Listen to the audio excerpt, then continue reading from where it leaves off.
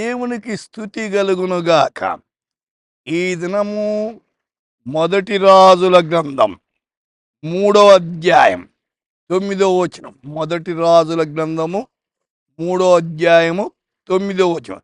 నీ దాసుడనైన నాకు వివేక హృదయము దయచేయుము.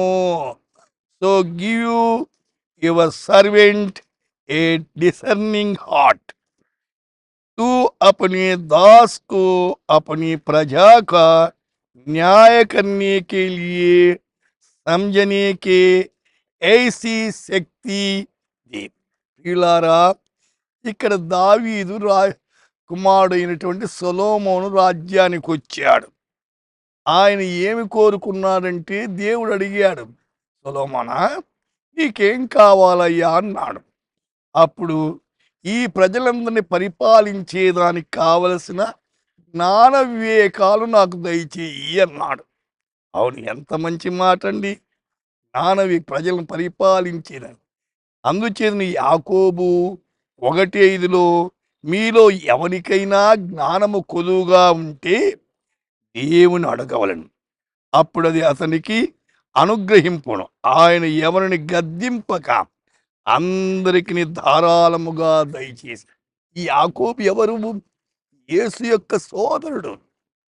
అయితే ఎప్పుడు మోకాళ్ళ మీద ఉండేవాడు. ఆయన సెలవిస్తున్నాడు, జ్ఞానము కావాలంటే దేవుని అడగాల. సమస్త జ్ఞానము క్రీస్తులో ఇమిడి ఉందండి. యేసు కంటే జ్ఞానవంతుడు లోకములో మరి ఒకరు లేడు. అయితే దానియేలు గ్రంథములో 2వ అధ్యాయం 21వ వచనం, వివేకులకు వివేకమును జ్ఞానులకు జ్ఞానమును అనుగ్రహించువాడైనాడు. దేవుడు వివేకులకు వివేకం, జ్ఞానులకు జ్ఞానముగా అనుగ్రహించే దేవుడు. కాబట్టి సోదరుడా, నీ కుటుంబాన్ని ఎట్లా నడిపించుకోవాలా, నీ పిల్లల్ని ఎట్లా నడిపించుకోవాలా, అయితే దైవ జ్ఞానం మీద ఆధారపడి కార్యాలు చేయండి. అప్పుడు మీ జీవితాలు చాలా ధన్యకరంగా ఉంటాయి. ప్రార్థన చేసుకుందామా?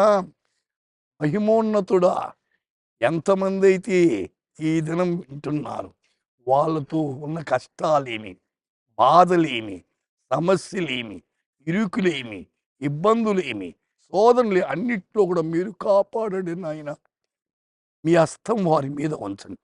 వారి గృహాన్ని దీవించమని యేసు నామమున ప్రార్థిస్తున్నాము తండ్రి. ఆమేన్.